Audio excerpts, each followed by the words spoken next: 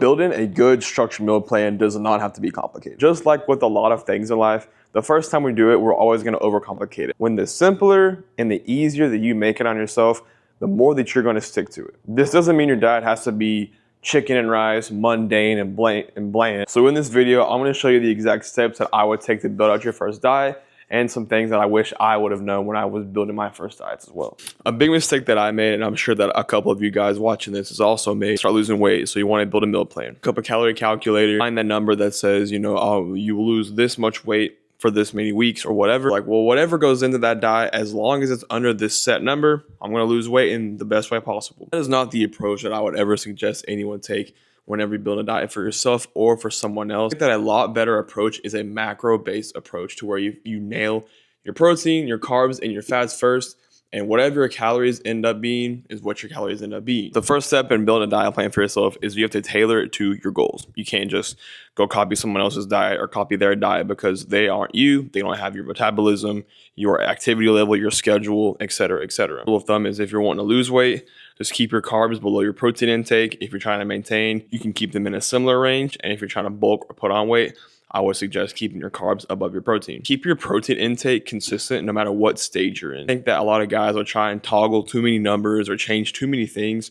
when they go from like phase to phase or whatever. When if you just keep your protein intake consistent through every phase, a lot less to think about, and it makes it a lot more simple. The only two macros that you're going to be changing in this that drives the most weight loss and weight gain is your carbs and your fats. Step you need to think about is determining your meal schedule. It's going to differ from person to person, different jobs we have to tend to, and all that kind of stuff. But what I found to be the best is having 4 to 6 evenly spaced out meals throughout your day. This is what I found to be the best regimen and schedule for hunger, digestion, and consistency. Think about it.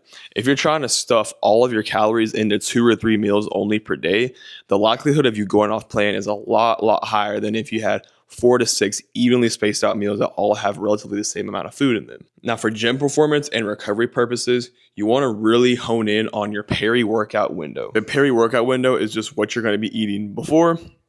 If you do an intra shake, what you're going to be drinking during, and then the food you're going to eat after you train. Now, the important part, building the diet itself. First thing is pick foods that you enjoy, because they may say it's the most optimal to eat this protein or this carb or this fat. If you don't like it, don't pick it. I think that picking foods that you enjoy to look forward to eating is an aspect of a diet that so many people overlook. I ate chicken for a long time, and I thought, chicken, oh, everybody eats chicken. But then I made tilapia once. I'm like, I like tilapia a lot more. It digests well with me. I can season it pretty good. It's easy to cook. Why not just do tilapia? Say you make really bad chicken. Time you make chicken, it's super rubbery, or it's overdone, or it's not even cooked at all. Then don't pick chicken. Find another protein source that you can cook easily, cook good, and you look forward to eating. It's going to be picking foods that you digest well. If you eat, let's say, egg whites is one that can bother some people's stomachs. If you eat egg whites and then 10 minutes later you're in the bathroom, then don't choose that protein, obviously. Pick ones that you digest well. When you're building your plan, give yourself 2 or 3 good sources of proteins and carbs. I'd say maybe 1 or 2 for fats, for your mental sake, and for a vitamin, a mineral, and a micro and macro, and a gut microbiome standpoint. If you just eat chicken and rice, go put chicken and rice in a chronometer 4 times a day and look at the vitamin and mineral counts. You're not going to be near where you need to be in the best position to lose weight, gain muscle, or whatever your goal is. You give yourself a variety of proteins and carbs. You can make this meal is going to be like a sweet meal, or this meal is going to be a savory meal. So you look forward to eating each meal, so you're not eating the same things over and over, hating it, and then going off plan like always. When it comes to diet plans in general, you're going to see a lot of reoccurring things happen. Like if you follow bodybuilders on Instagram, almost all of their meals are the exact same, and the exact same foods, and almost relatively the exact same grams and quantities. People that are watching this, you're probably going to fall around 100 to 250 grams of weight of food. So 100 grams of rice, 250 grams of rice, etc. Your protein is going to be based on what you can digest and what your gut can handle and all that kind of stuff. It's going to land in 150 to 225 grams of, say, chicken per meal. And I wish when I first started losing weight, building my diet plans and stuff like that, that's something I wish I'd realized is how similar every plan is going to be.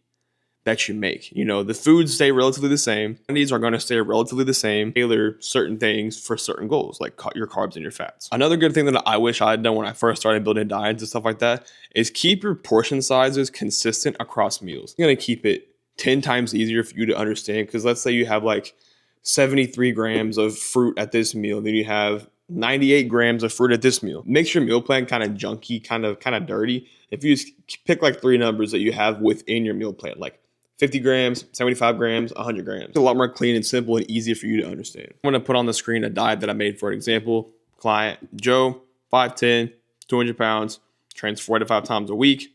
Goal is fat loss. And look up any calorie amount. I just know that he's 5'10", 200 pounds. First things first, I want that protein to be like at least a gram per pound of body weight. So I know that protein needs to be in like a 200 to 220 gram range. Wants to lose weight, would like to keep those carbs below what I have for his protein. So probably like 180 to 200 at the most. Anything else can be filled in with fats, or I can up his protein as well, because you don't want your fat intake to be too high either. I had his meal plan built out. I went in the chronometer, looked up the calories, boom. 2,134 calories, 229 grams of protein, 210 carbs, 37 grams of fat. Perfect. Then I go into a calorie calculator, the number of calories that he would need to eat to lose weight each week according to this calorie calculator, which is going to be different on everyone, but you can just get one for a rough estimate. Is weight loss is at 2,318 calories, mild weight loss is 2,568 calories, and yada, yada, yada. But it lands me in about that range. Like I said earlier, 2 notes with your meals. Always with your pre-workout meal, you want to have fast, easily digestible carbs. So think like cream of rice, think rice cakes, think jasmine rice, think quick oats, think things like that. Also want to have a little fat in your pre-workout meal. If too much fat, that can slow your digestion. So you're going to be tooting and farting in the gym. Your food's not going to be digested. It's not going to be ready for your body to use to perform at its best. Another point with meals, if your last meal of the day is your post-workout meal and it's the one that you have before bed, a good idea to have a higher fat protein option or some added fats to that meal. Fats will help you get a better, deeper sleep. As far as diet goes, here's some little points, like nuanced points that I wish I knew and I wish I implemented a lot earlier in my fitness journey. A serving of fruit or veggies at every meal except for your pre-workout meal. Don't have veggies pre-workout. You don't want to have veggies before your workout because that fiber can slow your digestion down. And like we said earlier, we don't want to be tooting and farting in the gym. If you're trying to maintain or gain weight, especially, I think having a good serving of fruit with, if you do 4 meals, 3 out of 4 meals, if you do 5 meals, 4 out of 5 meals is a very good idea. This will help with micros, macros, vitamins, minerals, and all that good jazz as well. Yo, recently I was looking through my YouTube analytics and I saw that 83% of you guys that watch the videos are not subscribed. If you could do me one little favor and hit the subscribe button, it would mean more to me than you understand. God bless you to all you guys that do and support this journey. Like I said, it means more to me than you guys know.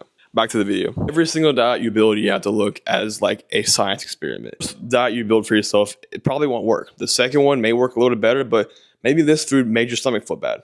You have to keep trial and error and everything until you find what works for you as far as calories, protein, carbs, fats, and all that kind of stuff. So don't get discouraged when your first diet is a wreck in basketball. The first time you shoot, brick. The second time you shoot, brick. Practice and through time and through just simply doing it, you will become so much more efficient at it. That's going to be a wrap on the beginner's guide to meal planning.